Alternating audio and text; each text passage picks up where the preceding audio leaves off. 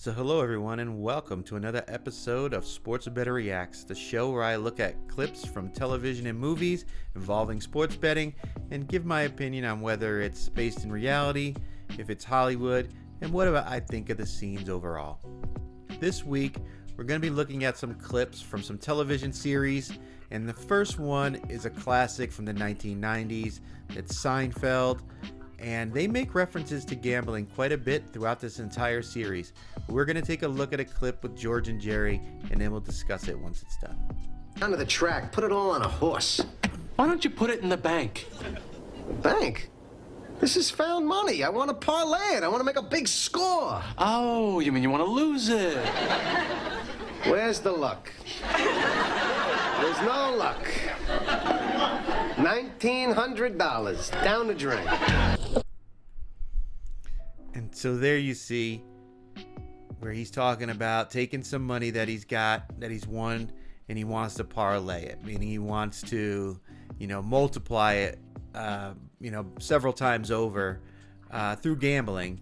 And that is a terrible way to make money long term because the odds are stacked against you immensely, especially when you start parlaying picks like in sports. It can become an expensive venture, and the sports books make a killing off of it.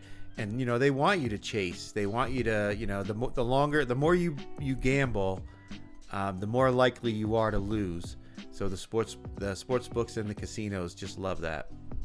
And so now we'll take a look at another scene from Seinfeld where they use sports gambling as the MacGuffin, or the instrument that moves the story forward.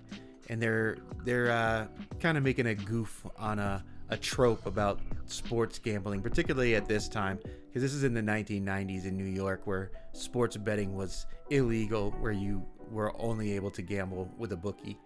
But let's go ahead and check out this scene here. I just started my own business. I'm a bookie. No openings in arson? Either of you guys want to place a bet? I'm your guy. No bets for me. I got a disease.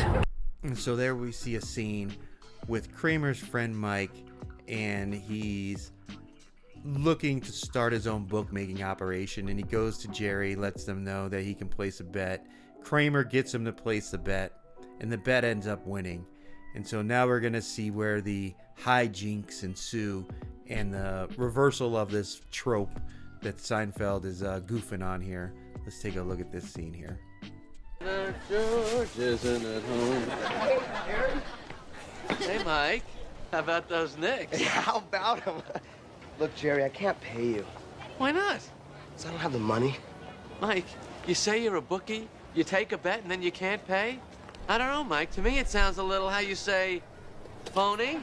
Just give me till Friday, please. Please. You're supposed to be the bookie. Act like one. And so there's the trope that instead of the gambler, not being able to pay the bookie, it's the bookie who can't pay the gambler who's won. And, now they're going to make a little joke about it. I'm sorry. Let me give you a hand with that. Something wrong with this store run. Oh, let me see. Mike's outside. He wants to talk to you. Then why doesn't he just come in? Because he's scared, Jerry. Why is he scared? Come on, Mike. Did you do this? Yeah, but You broke his thumbs. it was an accident. Is that what you call it when somebody doesn't pay up? I'll get you the money, Jerry. I got $100 in my front pocket. If you want to, reach in and take it. I don't want it that way. Yeah. Okay, Jerry, how about Mike fixes your trunk, we call it even, and this way nobody has to get hurt. Fine. Thank And so there you see, it's, the old thing that, if you don't pay your bookie on time, he'll break your thumbs. Like in Rocky, Mr. Gazzo says, I should break your thumbs. It's that old trope that, if you get into debt with a bookie, they'll break your leg or they'll break your thumbs or whatever. And instead, here you have the bookie who can't pay his winnings to the gambler, and it's the gambler who breaks his thumbs. Now, was it done because of that? No. but that's the whole point of the episode, is that instead of the gambler getting his thumbs broken for not being able to pay the bookie gets his thumbs broken for not being able to pay the gambler. And so there it is, another reference to sports betting in Seinfeld. And they make a lot of references to horse betting, poker, and to sports betting in this series, which was pretty popular in the 1990s. And so the next television series we're going to take a look at is a very popular series, and that is The Sopranos. Now, if you've never seen it before, spoiler alert, the series is based on a mafia family out of New Jersey. It's based in reality. There really was a crime family in New Jersey that a lot of this was kind of built around, who did operate out of a strip club. And in this TV series, Tony, the head boss, one of his main ways of earning money is through bookmaking. There's a famous scene where he says that it's my busy season, when he's talking about football season, because he's a bookie. But in this scene we're going to take a look at, this is when Chris takes over the bookmaking operation from Paulie, and he learns a valuable lesson about getting over leveraged on one side. Hey guys, are kicking off. Who you like, Iowa? Fuck if it makes a difference, as long as it pays out. Chris, fuck. Oregon versus USC. See? I told you should have fucking laid off some of that action. Spread's 11. Oregon's down by 12. They're on the 45-yard line with no timeouts. Oregon's got an All-American fucking field goal kicker. Why didn't somebody tell me? See?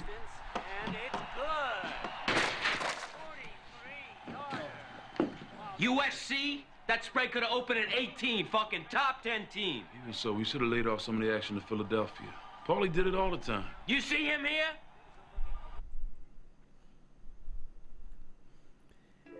And so what happened in that scene was they were over leveraged, and the underdog ended up backdooring the spread.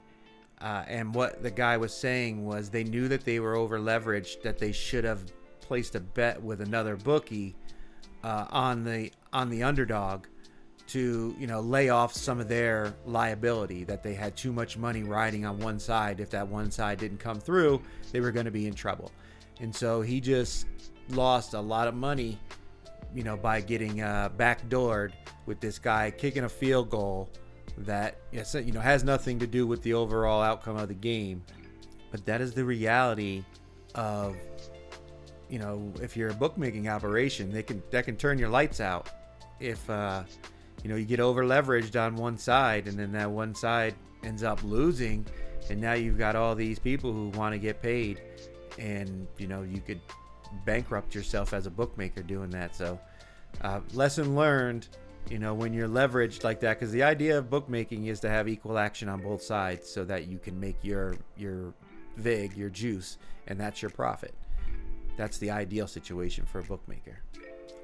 And so now we're going to take a look at Tony's operation. And he operates out of a strip club.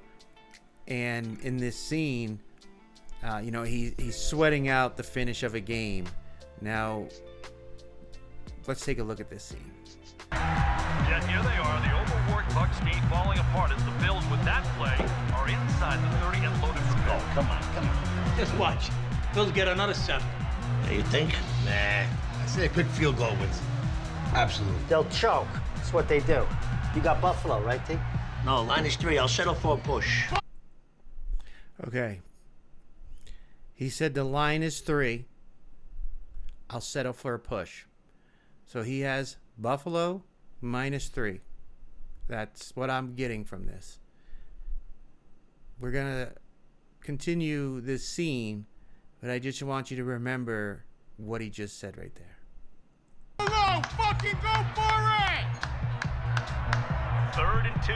The snap. Lossman's back. He hands it off. Fumble. Buffalo recovers. The score right there, it says Tampa Bay 24, Buffalo 22. There was no way he was going to get a push.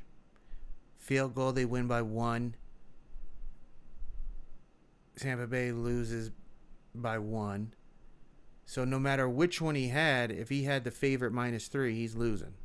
So this doesn't make any sense. But let me finish playing the scene. Boston is picked up. Get out!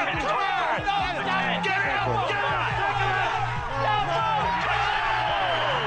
scores as time expired. Unfucking believable. Buffalo fucking A! Woo! This fucking guy probably won $35 down there. So I don't get it. Buffalo just scored a touchdown. They were down by 2 points. That would be 6 points. And that would mean Buffalo would win by 4. If he had -3, that would mean he won, right? If he had Tampa Bay -3, even if Buffalo kicked a field goal, miss or make, they weren't covering because they were winning by 2 points. They were going to lose by a point or win by 2 points. So that -3 line, the writers got it wrong. I don't know. Obviously 3 being the most common number in sports betting, I guess they just grabbed it. But nobody paid attention to what the actual score was. Not to mention, in that sequence of events in the game, the guy fumbling the ball, the player that picked it up wouldn't have been able to advance it forward. The ball would have been spotted where he recovered it. Only the fumbling player would have been able to advance a fumble. Final score, Buffalo 28, Tampa Bay 24. Skip, not a beer? No, I'm gonna go take a snooze.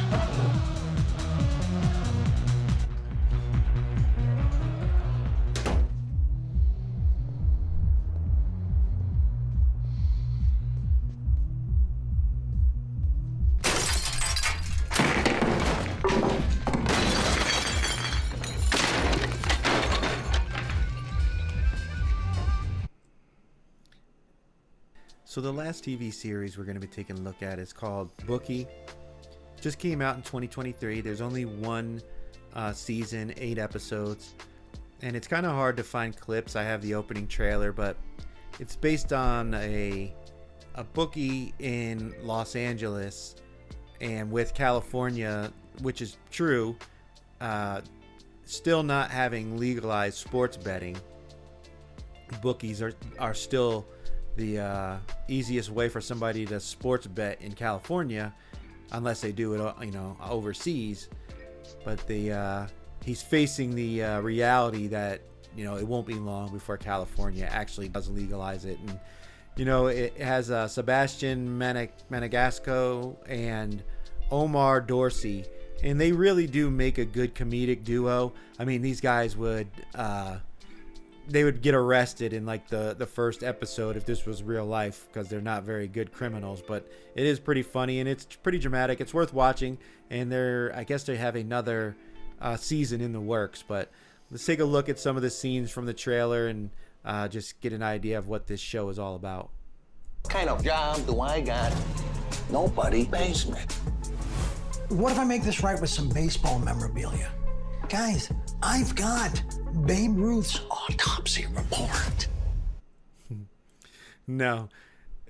Charlie Sheen and some of the producers from 2.5 Men are involved in this series, so him making a cameo makes sense. But he is a famous sports memorabilia collector. He loves baseball. And, it is true that, especially with gamblers who work with bookies, that there are times when they can't pay with cash, and so they want to exchange some kind of sports memorabilia or, some kind of vehicle or artwork or something of value instead of the cash, because they don't have it. So I've never actually worked with a bookie, but I've heard stories of, people wanting to trade all kinds of stuff. So I imagine this happens to bookies regularly. I'm going to tell you something I never told a client ever. You shouldn't bet on sports. I can't do this anymore, Danny. This small-time bookie shit. Oh! Only a matter of time before California legalizes sports betting. And see, there it is right there in the trailer that they're talking about how, they're bookies who are, dealing with the reality of what's going to happen when they legalize sports betting in California, which is only a matter of time. They just got to figure out how they want to divide up the money amongst the government. But yep, California, as big as the state as it is, still does not have legal sports betting.